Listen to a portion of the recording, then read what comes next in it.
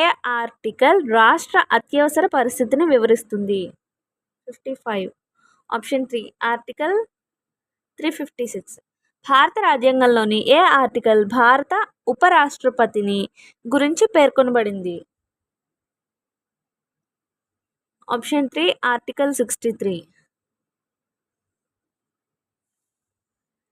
క్రింది ప్రకటనలను పరిశీలించండి. హైకోర్టు న్యాయమూర్తిని తాత్కాలిక కాలానికి సుప్రీంకోర్టు తాత్కాలిక న్యాయమూర్తిగా నియమించవచ్చు. సుప్రీంకోర్టు రిటైర్డ్ న్యాయమూర్తిని తాత్కాలిక కాలానికి సుప్రీంకోర్టు న్యాయమూర్తిగా నియమించలేము.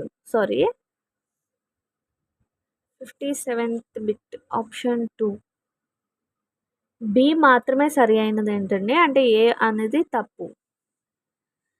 భారత రాజ్యాంగంలోని 2వ షెడ్యూల్లోని పార్ట్ ఈ క్రింది